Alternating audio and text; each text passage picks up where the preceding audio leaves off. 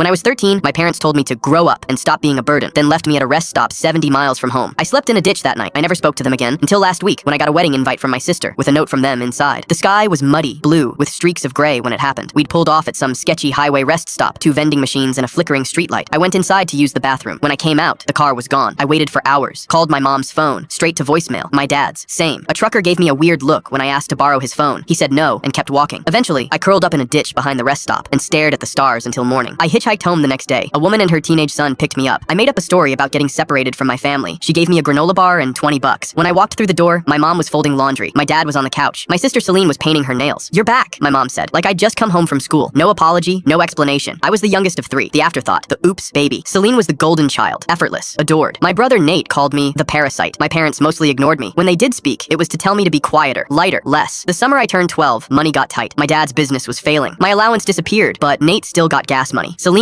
got a new phone. When I asked why, my mom snapped, "They're an investment. What are you?" My dad said it clearer at dinner one night. The power had gone out because they hadn't paid the bill. We sat around camping stove rice and beans by candlelight. I tried to lighten the mood, mentioned something I'd read at the library about ancient Greeks using mirrors to start fires. He slammed his hand on the table. "Why don't you shut up for once? Every time you open your mouth, it's some useless fact. You're just noise, a constant reminder of everything that went wrong." That's when I knew they didn't want a better version of me. They didn't want me at all. The night before the rest stop, I'd asked if I could go to summer camp like Nate used to. I'd saved half the money myself. My dad didn't even look up from his cereal. Maybe if you weren't such a burden. That word branded itself into me. At 18, I moved out, changed my number, and built a life of my own. For 10 years, I was free. Then last week, an envelope arrived. My sister's wedding invitation. Inside was a handwritten note from my parents. "Let's put the past behind us. Mistakes were made. We miss you." No apology. Just corporate speak for abandoning a child. And below it, Celine added, "P.S. I'd really appreciate it if you didn't make a scene. This day is about me." I didn't respond, but I started planning. I mailed them a box filled with my college diploma, design awards, and photos of the life they never saw. At the bottom, a picture of me when I was 12, standing in front of that rest stop bathroom. Small, sunburned, terrified. I labeled it "For the Ones Who Forgot." 2 days later, my dad called. "This is dramatic. Don't ruin your sister's wedding." He wasn't dismissive anymore. He was rattled. So I RSVP'd, and I showed up. The wedding was perfect. White petals, champagne, smiling guests. During the reception, I asked for the mic. The room went quiet. "Good evening. I'm Jonah, the youngest sibling. I want to congratulate Celine and Samson. I hope your marriage is built on honesty, respect, and presence, things that sometimes get overlooked in families." I paused. When I was 13, my parents left me at a rest stop, 70 miles from home. I slept in a ditch that night, hitchhiked back the next day. When I walked in, they looked at me like I was the problem. A fork clattered. Someone gasped. I looked at my father. He couldn't meet my eyes. "I'm not here to ruin your day, Celine. I'm here to reclaim mine. The one I lost. The one none of you even remember." I raised my glass. "Here's to the truth." Silence. Then someone clapped. My aunt, then others. The applause grew. My mother didn't touch her wine. My father disappeared outside. Celine stopped smiling. We left before dessert. Weeks passed. No texts, no calls. Then slowly, messages came. From cousins, from distant relatives. "You were brave. I'm sorry. We should have helped." But from my parents, nothing. 3 months later, I printed the photo of me giving that toast and pinned it to my wall with a note. "You made it." They left me behind once, but I walked away on my own terms.